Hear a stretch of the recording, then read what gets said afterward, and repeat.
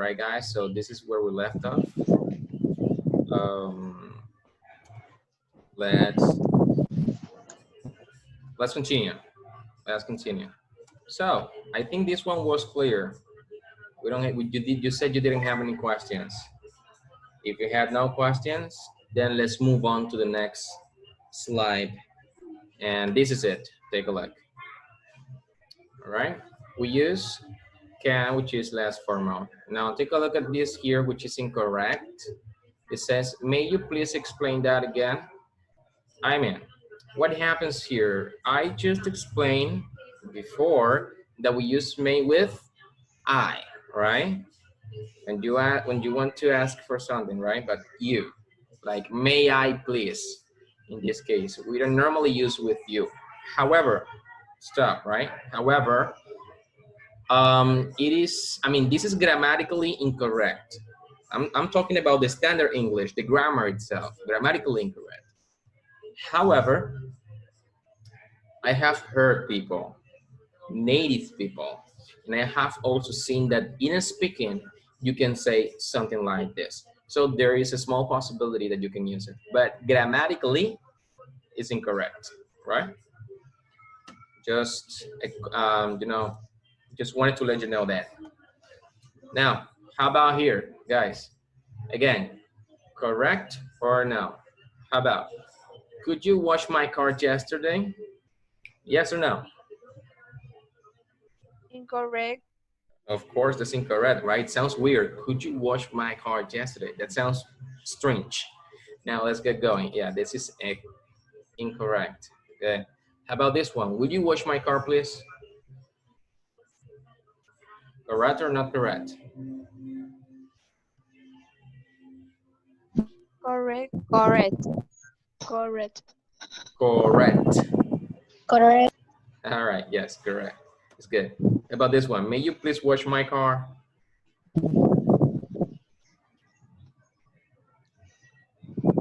Incorrect. Incorrect. Incorrect. I repeat again. Incorrect. All right, good. I repeat again. This is grammatically incorrect, all right? Because you are not supposed to use the combination may, you. You're not supposed to use it. Only with I. However, I repeat again, you can use it. You can use it, but in colloquial English, in the colloquial language, right? Nothing like when you're speaking to your friends or when you're speaking to someone else, but not when you are like in the university or a job, in the school, stuff like this. Non-formal settings. We use may like this, right? Okay, that was great. That was very good. Now, this is something we have already gone through. We did it, to be honest, let me remember, last week. We did it last week when we spoke about advice, right? When we spoke about have to, have got to, should, and must. Now, this is again, I'm going to cover it again. I'm going to explain it again to you. So maybe you forgot it. I'm just going to review it, but faster. Now, take a look. We have a group of people here. They seem to be very tired and they say they should go home and get some rest. So remember, we use should to express advice, recommendations, suggestions, whatever you want to call it, right? So great, let's continue. I told you last time that should and ought to mean the same. They have the same intention. They mean the same thing. The only difference between them is that should doesn't use to, and ought to has to use to, right? So it is obligatory to use to with ought to, but the meaning is the same. Just giving advice to someone, giving recommendation to someone. That's what it means. So I have a headache, I should take a nap. I have a headache, I ought to take a nap. Same thing, right? Now, what happens here? Remember that when you use should, because it is a modal verb, as I told you at the beginning of this section, guys, the verb, the main verb is going to be always in the base form. Remember, the base form is the one you find in the dictionary, like the way you find the verb in the dictionary. So we are not supposed to say should to, never ever, right? I should take a nap, not should to. In the case of ought to, I mean, we can say something like, I ought to take in a nap. I mean, no, I can't. Because with ought, I have to use to. And the verb must go in the base form. form you find it in the dictionary. Now, again, should, the simple form of the verb, and ought to with to. Should plus the simple form without to, and ought to plus the verb. This is something you should not forget. Actually, you mustn't forget. There you go. This is the negative form. I already explained. This is the same advice as well. But in this form, when we speak about the negative, we have two forms. We have the contracted, shouldn't, and the non-contracted, should not. As for the contracted one, remember that when we use contraction, maybe it's like an informal language, or it makes us sound more natural. But when we use like the separated form, the not contracted form, is more like when you want to sound emphatic. I repeat it again. When you use the non-contracted form, you sound more emphatic, right? So you should not go out sounds more emphatic that you shouldn't go out, right? But the intention is the same. The only thing that changed them is the emphasis. Now, should. This is what happens. You just should not, right? But what happens here, remember, ought to. Ought to does not have a negative form. So if I use a sentence like this, I ought to take a nap, and I want to make it negative, I can invent like oughtn't, oughtn't to, no, or ought not to, no, I can't do it, right? So when I have to use the negative form, I better use then should not, like this. If I am using ought to in a sentence and I want to make it negative, I used shouldn't, right? So I repeat, should can be used for the affirmative form, the negative form, and the interrogative form. Three different forms, right?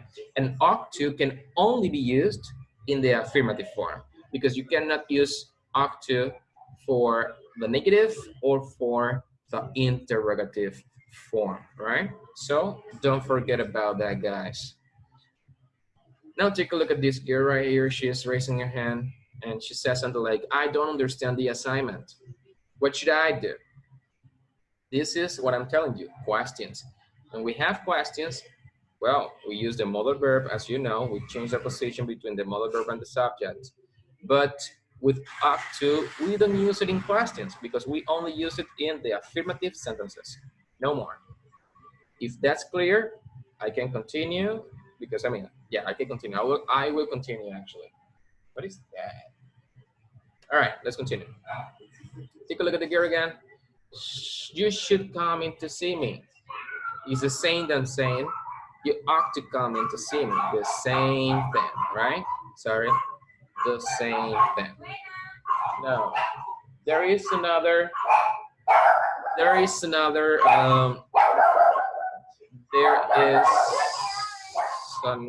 way to use it with maybe, right? With maybe, we have, maybe you should come in to see me. Maybe you should come in to see me. As I said last time, you also can also with ought to, right?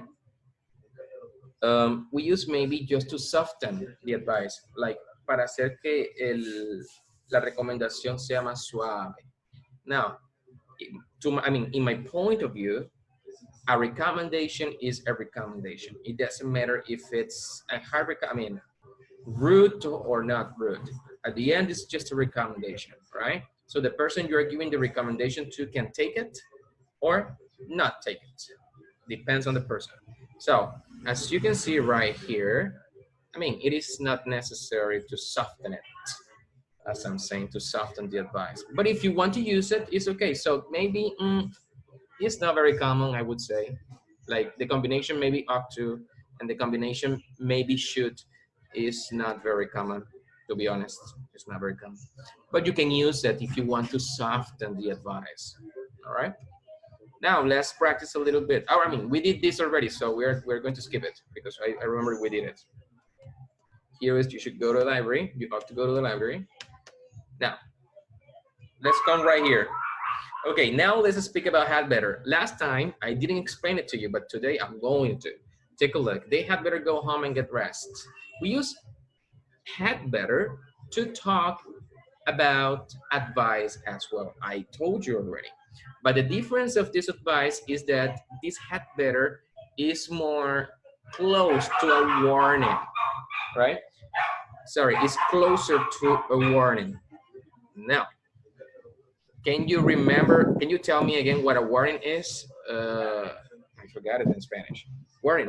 Can you tell me? Advertencia. Peligro. Advertencia. Advertencia. Thank you. I forgot it. I mean, I'm crazy. I don't know why I'm forgetting Spanish words. Now take a look. I have a headache. You should take a nap. I have a headache. I ought to take a nap.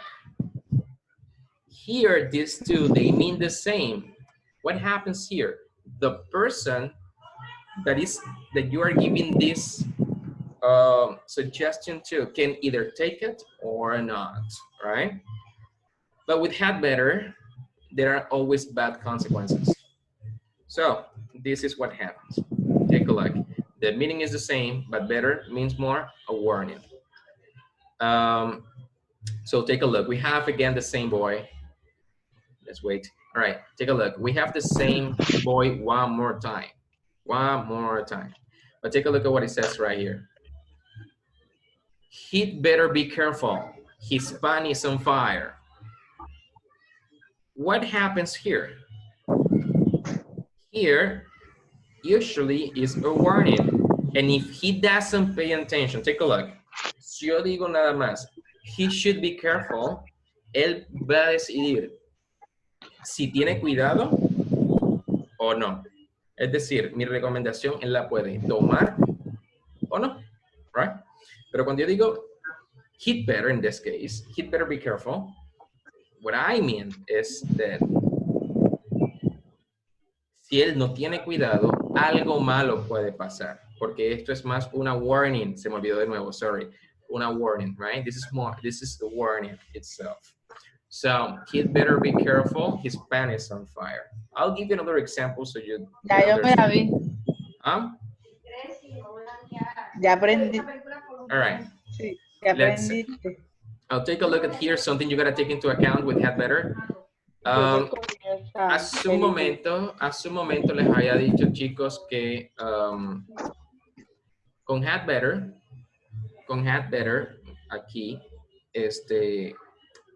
nosotros, no se la aprendan como dos palabras divididas, apréndansela como una expresión. Porque had significa tener y better, tener significa mejor, ¿cierto? Bueno, had es el pasado. Pero aunque esto esté en pasado, si se dan cuenta aquí lo estamos usando en el presente, right? Entonces, no vean esto de manera individual, véanlo como una expresión, la cual significa es mejor que o deberías, right? Pero con el sentido de un warning, again. Ahora, had can be contracted, always with the subject. So you can say, I'd better, you'd better, he'd better, she'd better, it better, with better, date better, right? You can say it like that. Now let's continue. And this is what I was telling you. Hey, when we use you'd better, there are always going to be bad possible consequences or bad results. Now, take a look at the man. The man is watching TV and he's also eating some popcorn. Now take a look at here at the statement, the sentence. You'd better quit watching TV all day. Now, let me ask you again. Aquí yo no le estoy dando la posibilidad a él de que escoja cuál es la mejor opción. Ya que si tú coges la opción que no es correcta, algo malo puede suceder. ¿Cuáles son esos posibles malos resultados? Let me ask you. You tell me, guys. You'd better quit watching TV all day. Is this a bad consequence? Like eat too much? What do you think? Yes or no? Sorry. What do you think, guys? Is this a bad consequence here?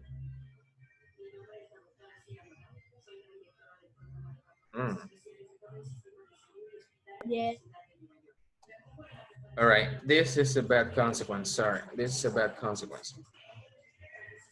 How about if you watch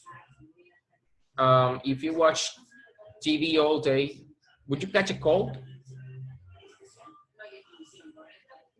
What do you think? Yes or no? No. I mean, no, right? Why? No. How about this one? If you watch TV all day, would you hold your eyes? Yes. Yes, right? Would you, if you do this, you don't study enough? Yes. Yes, of course. And the last one, exercise enough? Yes. Yes. Yes, take a Yes. look. All of these are just bad consequences or bad results. Bad results of watching TV. So when you say you'd better quit, it's because maybe you mean all of this, right? So there's no way you just can choose, I'm going to do it or not, right? This is just either doing it or doing it. That's it. So we have another example. Take a look here. We have a sign that says couch on wet floor. And we have here the sentence, he'd better not walk there. He'd better not walk there, right? So what are the possible bad results of this action? Is All. falling. How about get hurt? Yes. How about Get hurt. get the flu? No. No, right? No. Be embarrassed? Yes. Yes, right? And fail a test? No. Oh. No, right? No, fail a test, no. How about No. How about this boy? No. How about this boy? Take a look. He's taking a nap during a class. So take a look at what we have right here. He'd better stay awake in school. He'd better stay awake in school. Now, what are the possible bad results? Tell me. Miss something? Yes. Yes. Get hurt? No. Yes. Get hurt? No. Yes. I mean, Yes. no. Why? Oh. Si se cae de la silla, se golpea. Oh, maybe if he falls off the chair, but no. All right. Get in trouble. Yes, Yeah. maybe with the teacher, right? With the teacher. He may get in trouble with the teacher. Fail a test. Yes. Get the flu. No. No. No, right? So, guys, this is what had better means. Is that clear? Yes. Yes, mister. All right. Yes. There is something else you gotta take into account. Take a look that after had better, we never use to in between. Remember, you don't use to. Only the base form of the verb that is actually the way you find it in the dictionary. Once again, I repeat it, all right? Okay, we finished with had better, and now we move to have to and have got to. I am not going to explain this because I explained it last time, so we can move it over. Now let's move here. I told you that they all have the same meaning, and they are all to talk about necessity and obligation as well. Most basically for obligation. We have this. Okay, remember that when we use must is actually very, I would say, like for written instructions. And we have this, something I wanted to say, what is it? Oh, the pronunciation, remember that when we use the pronunciation of have to, it says have to. So I have to call my mom. In the caso de, yeah, have to. In the case of has to, we say has to. In the case of have got to, we say gotta, right? So Jason has got to, has to work tomorrow, and I've got to cook dinner tonight. Have to, has to, gotta. All right, we went through all of this, so I am not going to have you do this. So let's continue on this. Now, this time we're going to use must, but this time must is not going to be to talk about obligation, but to talk about prohibition. And we are also going to use have to, but in the negative form, don't have to speak about lack of necessity. Now, let me ask you guys, what is the meaning of this right here? Lack of. Do you know what the meaning of lack of is? No. No, nobody knows? All right. If nobody knows what the meaning of lack, Falta de. yes, falta de. It's like la carencia de, right? Falta de. That's what it means. So expressing lack of necessity. So falta de necesidad o carencia de necesidad. When, in other words, cuando algo no es necesario. So let's continue here. Take a look at this example. We're beginning by this one. So take a look at the picture. There is a person and the person is mowing, right? It's mowing the grass or the garden. I don't know, right? The grass itself. So take a look at here. I mowed the yard yesterday. Mow means podar. So I mowed the yard yesterday. And then he says, I don't have to mow it this weekend. Why? Because I mean, if he cut the grass hasn't grown up, so he doesn't have to cut it one more time, to mow it one more time, right? Because it was already done. So it is not necessary. He doesn't need to do it. And that is what don't have to means. No es necesario. It's not necessary, right? So, not necessary right here, as I said. Take a look at this girl right here. Oh my God, this girl is chilling now. She's really relaxed. Now, she is on a beach, looks like, or so close to a beach. Now, Alessia is on vacation. Now, take a look. She doesn't have to go to work today. I mean, she is on vacation, so there is no necessity of going to work, right? So she doesn't need to work. That's what it is here. Again, no es necesario que ella vaya a trabajar porque está de vacaciones. O ella no tiene por qué ir a trabajar porque está de vacaciones, right? So doesn't have to means lacking of necessity, not having the necessity to do something. All right, not necessary, one more time. Now, this was don't have to or doesn't have to. Now, in the case of must, to talk about prohibition, we are using must again, but in the positive form, we use must. I mean, in the affirmative form, must is for obligation. And in the negative form, must refers to prohibition, right? So you must not swim here. Take a look at this sign right here. It says that maybe in a beach, in this beach, you cannot swim in the sea because, you know, maybe there are sharks. Now, the prohibition is that you don't do it. So you must not swim in this water because there are sharks and you can get eaten up, for example, right? So you can die. This is what happens. Must not is showing me prohibition. In other words, tienes prohibido nadar aquí o tienes prohibido nadar en estas aguas o no debes nadar en estas aguas, to talk about prohibition. Now, another prohibition example is this one. Take a look at this beautiful garden. It's completely clean.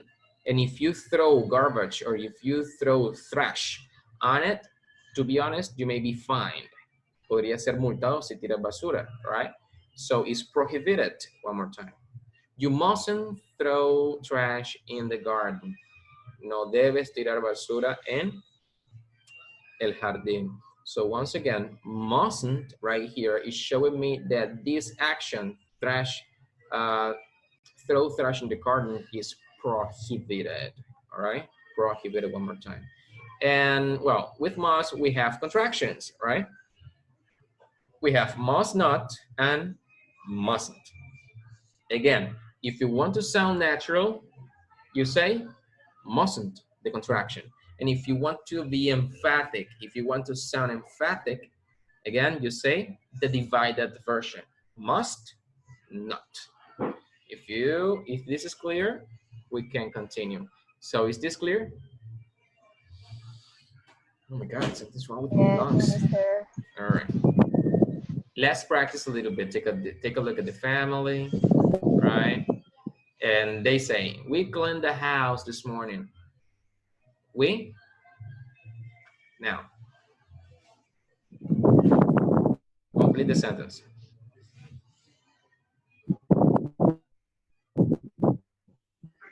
We don't have to clean the house this now. To clean Very good, Madeleine. house. Very good, Madeleine. We don't have to clean the house now. So in other words, it is not necessary that we clean the house now, right? Or it is not, or we don't need to clean the house now, right? Great. I'll take a look at this beauty. It seems delicious, right? Chicken. So I cooked dinner this morning. I cooked dinner this morning. Tonight. Where do you think it goes in between? I don't have to cook tonight. Right, great, very good, Miss again. I don't have to cook tonight, or I don't have to cook dinner tonight. Again, she doesn't or he hasn't have the necessity to do it. He doesn't need to do it because he or she has already done it before. Very good. How about here the sign? Swimming is prohibited. You mustn't. You mustn't. Mustn't. Or you must not swim here, right? Very good. So here, what you're showing is that the action of swimming is forbidden, all right? It's banned. So was this clear? Yes. All right. Camilo, what happened?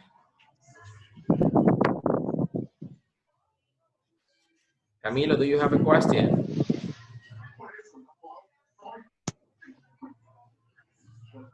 Mr. Camilo, do you have any question? Who is Camilo? All right, Camilo's disappeared. Okay, this was clear. Now let's continue talking about must, but this time must to talk about, take a look, making logical conclusions.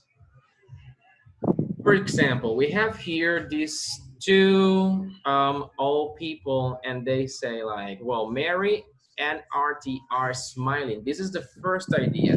And then from this idea, you want to know, I mean, you don't want to know from this idea to just say that, you know, you want to make a conclusion, actually, what is happening today according to what you can see. So Mary and Artie are happy, so they must be happy, right? Ellos deben estar felices. Deben estar feliz is a logical conclusion that you draw out of the situation that you see right here. So let me give you more examples so you can understand it better. Second, take a look at these two people right here. They are laughing. They're laughing so hard. Take a look at the man, take a look at the girl, they're laughing. The man says, that woman is very funny. And then the woman says, oh, they're watching TV, right? She must be a comedian, right? She must be a comedian. Now, does she know that the woman in the TV is a comedian? What do you think? Does she know the woman in the TV is a comedian? Sorry. No. I mean, maybe she's not 100% sure about it, but she's making a logical conclusion about what she can see, right? So she must be a comedian because she's making me laugh a lot. So we use must to guess something that actually at the end makes you have a logical conclusion. That's what we use must for, right? So let me give you another example so you can compare. So logical conclusions, take a look at this. We have two boys or two girls, we don't know, people here who are skydiving and they say, my friends went skydiving. Oh, they must be brave. No todo el mundo hace esto. No todo el mundo le gusta esto. Tirarse de un avión, right? No todo el mundo le gusta. A mí me encantaría, por ejemplo. Pero para eso tienes que ser Valiente. valiente, brave, right? Good. So yo saco esta conclusión lógica de esta situación acá. Ellos fueron a hacer eso. Bueno, deben ser bastante valientes porque no cualquier persona hace eso. Este es aún más clara. Take a look. necessity. To become a scientist, you must go to college, right? What do you have to do to become a scientist? Go to college. Go to college, right? You must go to college. This is necessary, and it's also a logical conclusion, right? All right. We can also have negative logical conclusions, like, for example, Jet smokes. Well, he mustn't know that smoking is harmful for his lungs, right? Yes. He mustn't know. Again, you're making a negative logical conclusion about a situation. And in the case of prohibition, so we need money for the future. So, hey, you must not spend it all now. You have the money now, so you must not spend it all, right? Because you may need it in the future. So, again, prohibition. So guys, this is what we use most for. Now let's try to practice a little bit on on which of these sentences is necessity, prohibition, a logical conclusion, or a negative logical conclusion. So what about this girl? Take a look at her face. She's very happy. She seems to be enjoying swimming. So take Logical a look. conclusion. All right, Jenny swims every day. She must love to swim. That is a logical Logical conclusion. conclusion. Yes, very good, because you can see her face. She is enjoying to swim. I'm sorry, she is enjoying swimming. All right, how about this one? Prohibition. Prohibition. All right, Prohibition. listen to me. Listen to me. The pronunciation of this word, the H sounds like a J. La H aquí no es muda. En español es prohibición. En inglés es prohibition. Prohibition. Yes, Prohibition. la H suena como J, right? Prohibition. Yes, you must. Prohibition. Great. All right, prohibition here. And how about here? Take a look at these two girls. They just got graduated from school. Mira, te iba a decir una cosa. If you want to graduate, you must stay in school. Is this necessity, prohibition, logical conclusions, or negative conclusions? Necessity. Necessity. Yeah. Necessity. Yeah. Necessity. Yes, necessity. Right. So, guys, is this clear? Yes. Great. And with Yes. this, we have Yes. finished the first part of lesson number 4. Do you have any questions on all the mobile verbs that we have seen today? Or do you now know how to use them all correctly? Do you have any questions on the mobile verbs we have gone through today, guys? No. No? Everything is clear? Yes. 100% clear? Maybe. 90%. No. What happened? Why 90? It should be 100. All right. So Because we need practice, more practice. yeah. Only this. Yeah, but I think it was clear. Anyways, guys, you have this in your WhatsApp group, right? We have it there. The next topic, I'm going to send it to you as well, right? So hopefully this one was completely clear then, guys, okay? So let me do something first before going on the next topic. Let me, hang on.